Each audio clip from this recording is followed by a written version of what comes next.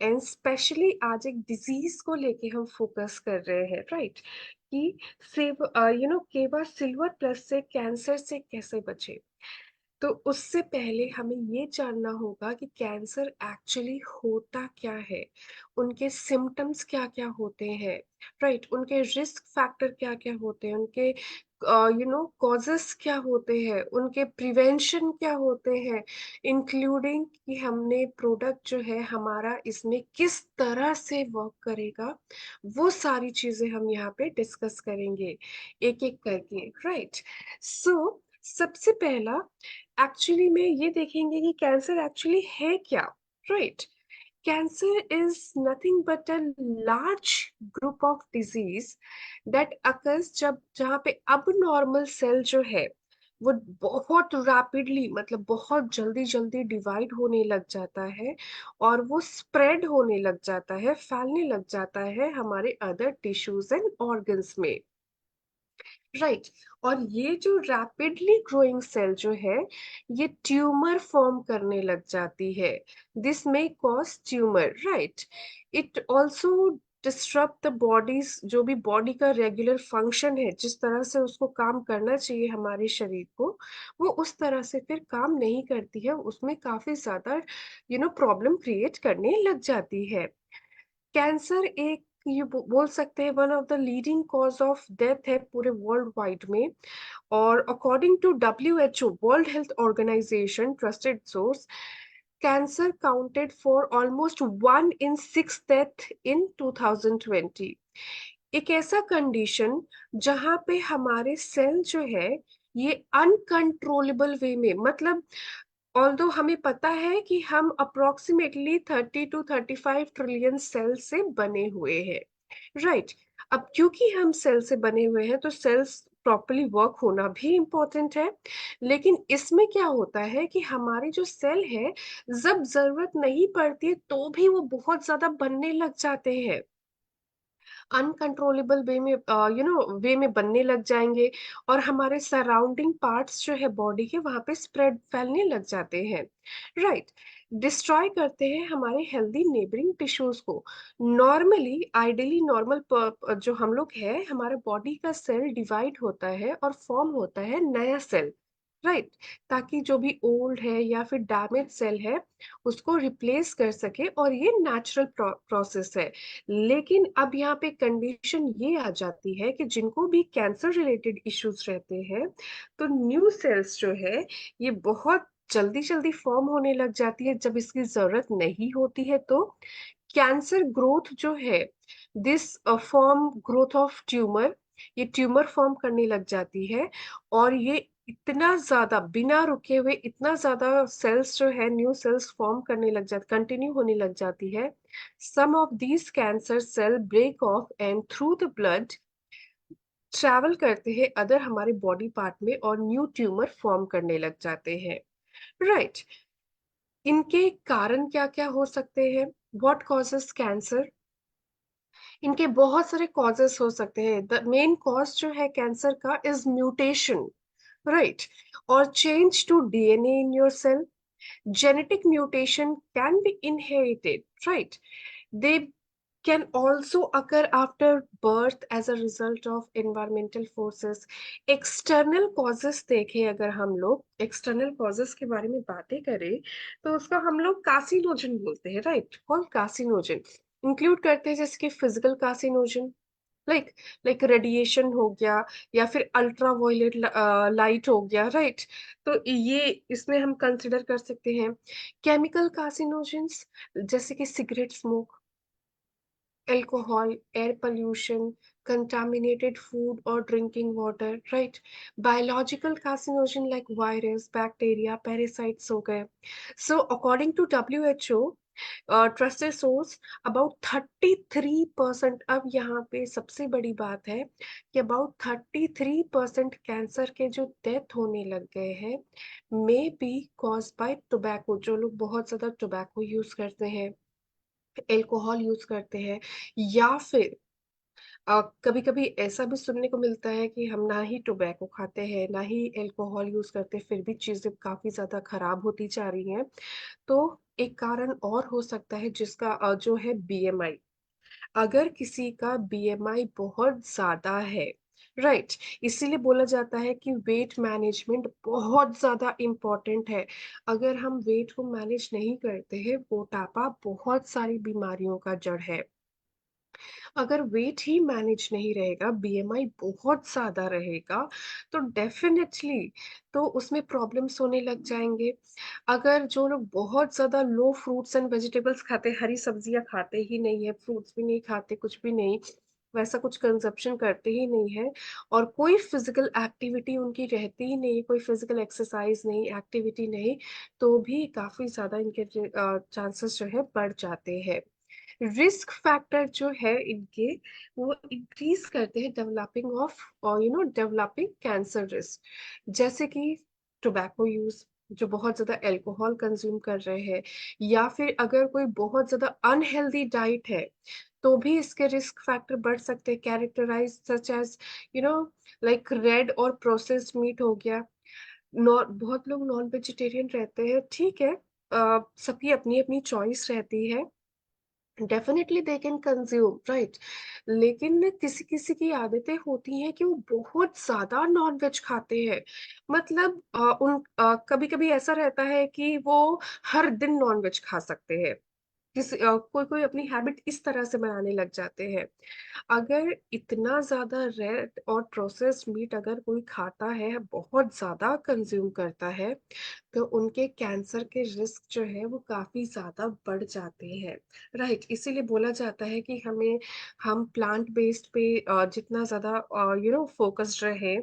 ठीक है, अगर कोई नॉन वेजिटेरियन है, खा सकते हैं लेकिन but in a limited way. बहुत ज़्यादा करने की वजह से प्रॉब्लम्स काफ़ी ज़्यादा बढ़ जाते हैं।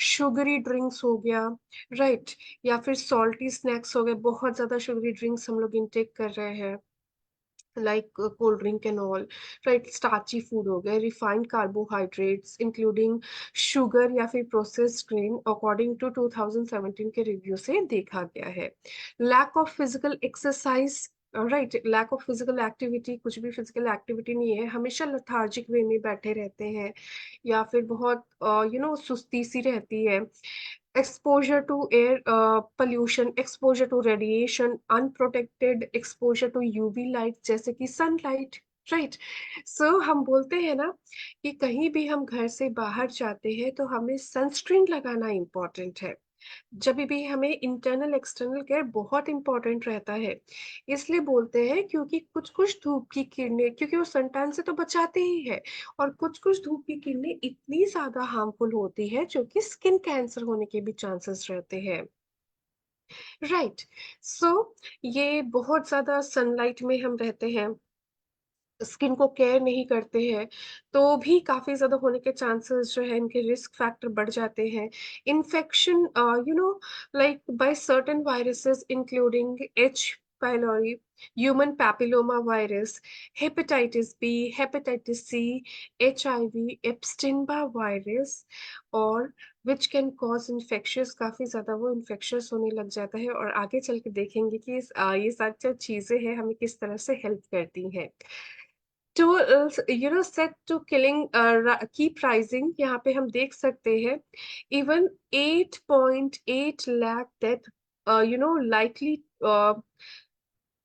पर year due to disease cause by हम लोग बोल सकते हैं विच कैन डिजीज बाय 2020 के रिव्यू से देखा गया है कि 8.8 लाख जो डेथ है पर ईयर काफी ज्यादा होने लग गए इंक्लूडिंग ये तो अब और ज्यादा बढ़ने लग गए हैं because 17.3 lakh new cases of cancer and over 8.8 lakh death जो है due to diseases by 2020 with cancer of cancer of breast lung cervix topping list जो है इनकी काफी ज्यादा है तो हम खुद ये सोच सकते हैं कि ये प्रॉब्लम्स धीरे धीरे करके कितनी ज्यादा पहले बहुत कम सुनने को मिलती थी, बहुत कम। अब ये बहुत ज़्यादा सुनने को मिल रही है क्योंकि हमारा लाइफ़स्टाइल, हमारा ये जो हेक्टिक शेड्यूल, ये सब बहुत सारी चीज़ें डिपेंड करती हैं, ये सारे इनके कारण होने लग गए हैं। Right. So cancer science and symptoms जो है अगर हम अर्ली डिटेक्ट कर लेते हैं तो one of the most powerful वे है कि हम अपनी जिंदगी को सेव कर सकते हैं। डिफरेंट टाइप ऑफ कैंसर जो है उनके सिम्टम जो है वेरी करते हैं। सो चलिए देखते हैं कुछ कुछ ऐसे टाइप्स के कैंसर जो कि हम पहले ही डिटेक्ट कर सके, और डेफिनेटली और पहले से ही हम लोग अच्छे से प्रिकॉशन ले सके ताकि कोई प्रॉब्लम्स ना हो। राइट। सो सबसे पहला है अनयूजुअल लम्प्स होने लग जाते हैं या फिर स्वेलिंग होने लग जाता है, विच आर ऑफन पेनलेस।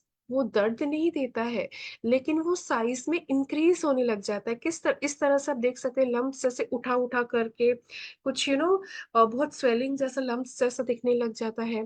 बहुत ज्यादा परसिस्टेंटली कफिंग होने लग जाता है, ब्रेथलेसनेस के प्रॉब्लम, सांस लेने में दिक्कतें होने लग जाती है, इवन किसी चीज़ों को निगलने में, स्वॉलो करने में बहुत ज़्यादा दिक्कतें होती हैं।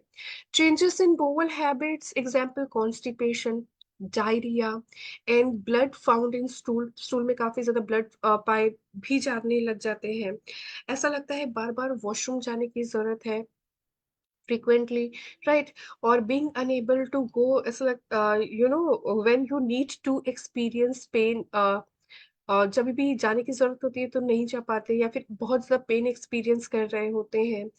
अनएक्सपेक्टेड ब्लीडिंग होने लग जाना, इंक्लूडिंग फ्रॉम द वजाइना और एनल पैसेज, और यूरिनेटिंग के टाइम में भी ब्लड आने लग जाता है, यूरिन पास करने के टाइम में, और या फिर बहुत ज़्यादा खाँसते हैं, कफिंग के टाइम में भी उसमें ब्लड आने लग जाते हैं। राइट। अनएक्सप्लेन्ड वेट लॉस होने लग जाता है। तो कुछ-कुछ ये सोचते हैं कि हम इतने जल्दी-जल्दी पतले हो रहे हैं, खुश होने लग जाते हैं, ये कोई बहुत खुशी की बात नहीं है। अगर आप पतले होने के लिए कुछ कर रहे हैं और वो नेचुरल प्रोसेस में अगर हम पतले हो रहे हैं तो वो एक नेचुरल है, कोई प्रॉब्लम नहीं है। लेकिन बिना कुछ किए, बिना रीज़न के बहुत ज़्यादा अगर पतले होते जा रहे हैं तो बहुत कंसर्न की बात है। राइट। फटीग, एक्सट्रीम टायर्डनेस, बहुत ज़्यादा थके-हारे से फ़ील होने लग जाना, ऐसा लगता है शरीर में जान ही नहीं है, बिल्कुल भी एनर्जी नहीं है।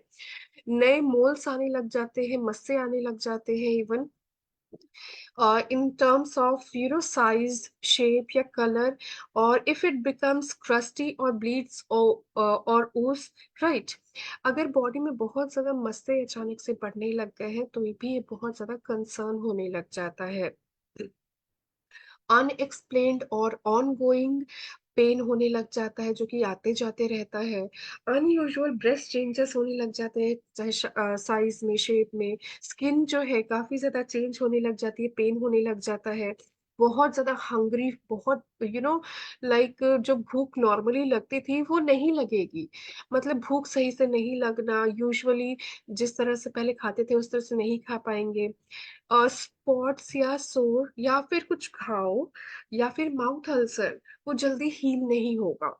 राइट। परसिस्टेंट और पेनफुल हार्टबर्न होने लग जाना, इंडाइजेशन के प्रॉब्लम होने लग जाना, बहुत ज्यादा नाइट स्वेट होने लग जाना, हैवी ट्विंचिंग नाइट स्वेट। राइट। और कैंसर जो है ये बहुत सारे टाइप के होते हैं।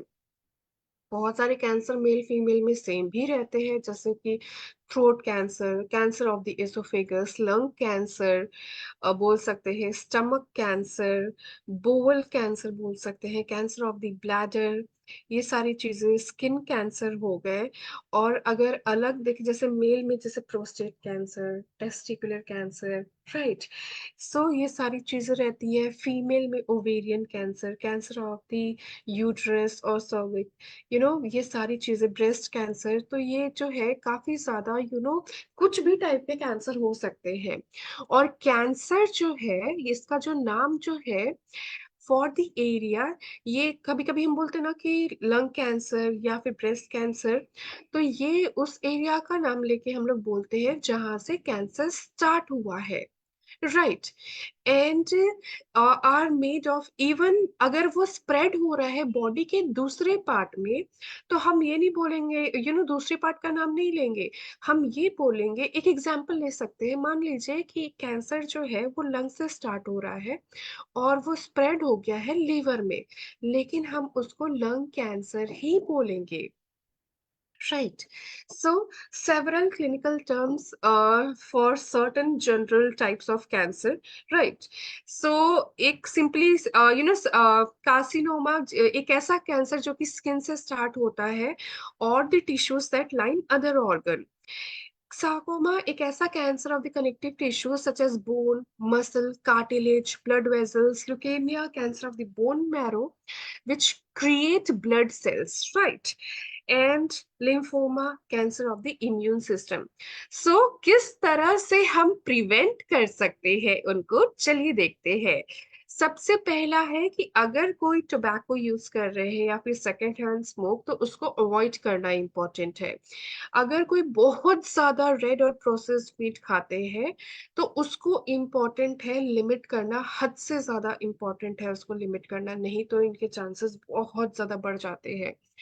eating a diet that focus mainly on plant food पे अगर हम ज्यादा फोकस्ड करेंगे हमारे प्रोडक्ट्स पे, हमारे सप्लीमेंट्स और प्लांट बेस्ड फूड पे, तो वो ज्यादा बेटर रहेगा।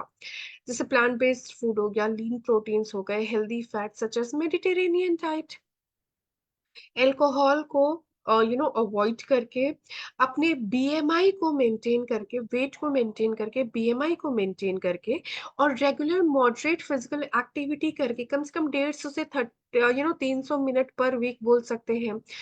अपने आप को धूप से थोड़ा सा प्रोटेक्ट करके, जैसे कि सनस्क्रीन लगा के, राइट, हैट पहन के, सन ग्लासेस पहन के थोड़ा सा अपने आप को बचा सकते हैं। Getting vaccinated against viral infection that can lead to cancer, जैसे कि hepatitis B, HPV, right.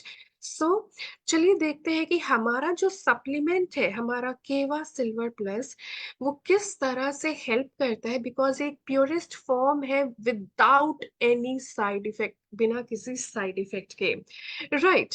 Fast absorbing liquid formula है, बहुत इजीली, बहुत जल्दी ये एब्जॉर्ब हो जाता है।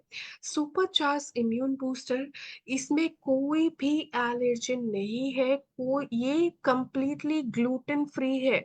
बहुत लोग जो है अभी 20-21st सेंचुरी में एक डिजीज बहुत कॉमन हो गया है, उसका नाम है coeliac disease, right. In short बोल सकते हैं कि सिंपल भाषा में intestinal problem, intestine related issues होने लग जाते हैं, और वो बहुत ज्यादा ग्लूटेन वाली चीजें खाने से हो जाती हैं। तो आजकल लोग भी जो है बहुत ज्यादा हेल्थ कॉन्शियस हो गए हैं, तो जितना ज्यादा ग्लूटेन फ्री अगर फूड इंटेक करेंगे उतना हेल्दी रहेगा, अच्छा रहेगा।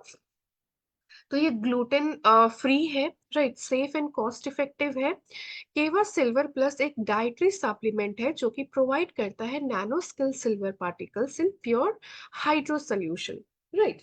सिल्वर को हम लोग बोल सकते हैं एंशियंट टाइम में इन इंडिया, जो किंग्स एंड क्वींस जो हुआ करते थे पहले, राइट, वो लोग सिल्वर की ही डिशेस में, या फिर ग्लास में पानी पीते थे, या भी डिशेस में खाना खाते थे, बिकॉज वो मानते थे कि सिल्वर जो है has a long history, as an antibiotic in human health care, right, बहुत अच्छे से वो हेल्प करता है।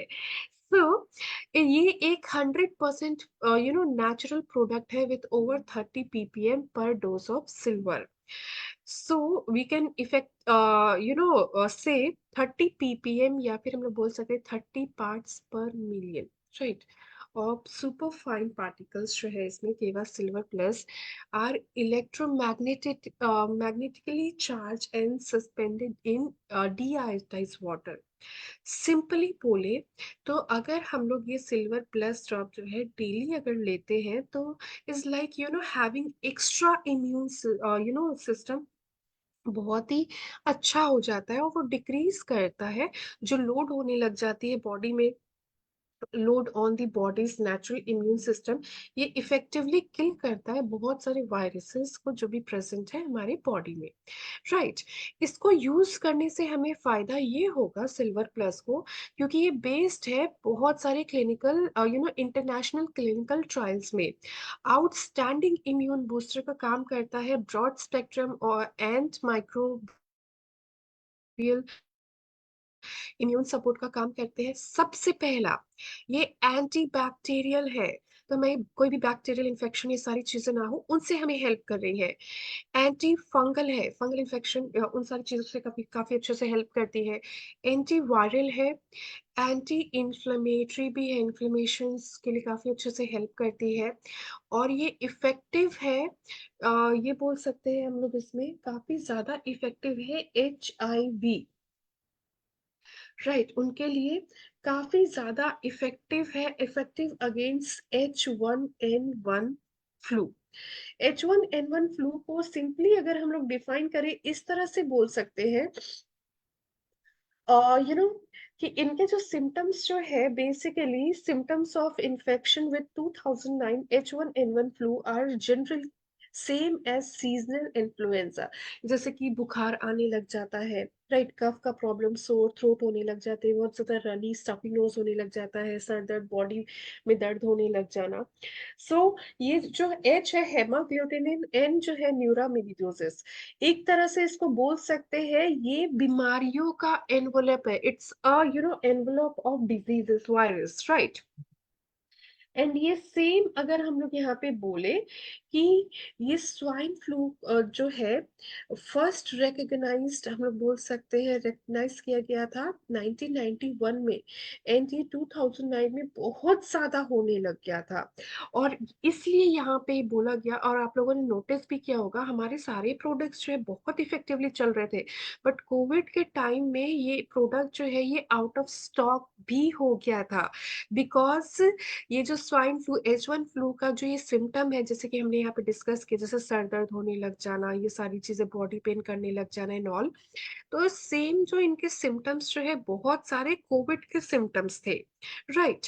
तो इस वजह से काफी इफेक्टिवली ये आउट ऑफ स्टॉक भी हो गया था, बहुत अच्छे से हेल्प भी किया था, हमारी इम्यूनिटी को बहुत अच्छे से स्ट्रांग रख रहा था। इम्यूनिटी स्ट्रांग होना बहुत ज्यादा इंपॉर्टेंट है। राइट। तो ये H1N1 फ्लू जो है, जैसे बहुत by airborne respiratory droplets, cough and sneezes के थ्रू बहुत ज्यादा फैलता था। लाइक, या फिर अगर हमने किसी का डोर नॉब या फिर ब्लैंकेट अगर शेयर किया, टच किया, सलाइवा से काफी ज्यादा फैलता था। स्किन टू स्किन कांटेक्ट, जैसे हैंडशेक करना, हग करना, तो बहुत ज्यादा इस तरह से फैलते थे। Right. Effective against bird flu, in avian influenza हम लोग बोल सकते हैं, तो इसके लिए भी काफी अच्छे से इफेक्टिव है।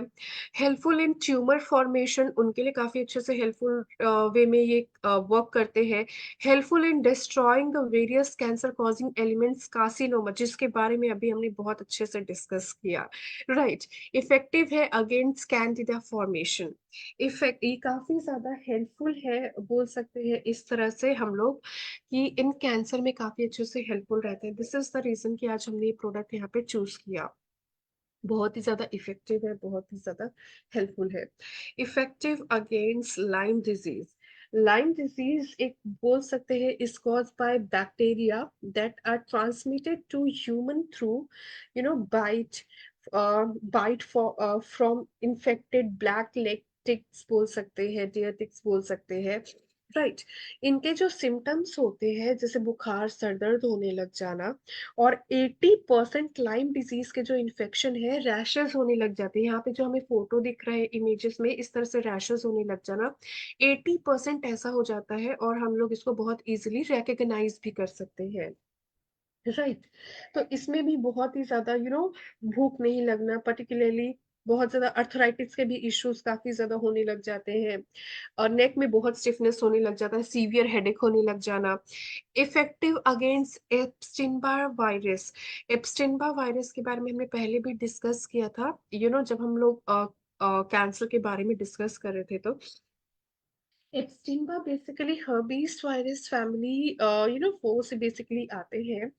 एंड इसको बोल सकते हैं सिंपल भाषा में कि इनके जो सिम्टम्स है ये भी काफी ज्यादा स्प्रेड होने लग जाते हैं through body fluid, commonly through saliva. अगर हम किसी से जैसे ड्रिंक वाटर शेयर कर रहे हैं या फिर ग्लास शेयर कर रहे हैं या फिर इन्फेक्टेड पर्सन का ब्रश यूज कर लिया अननोइंगली, या फिर ये ब्लड के through, it is also found in blood, ये काफी ज्यादा इस तरह से भी काफी ज्यादा फैलते हैं। इसमें भी जैसे कमजोरी बहुत ज्यादा होने लग जाना, बुखार होने लग जाना। और once you are infected with Epstein Barr virus, इनके जो सिम्टम्स है 4 से 6 हफ्ते में काफी ज्यादा दिखने लग जाते हैं। राइट।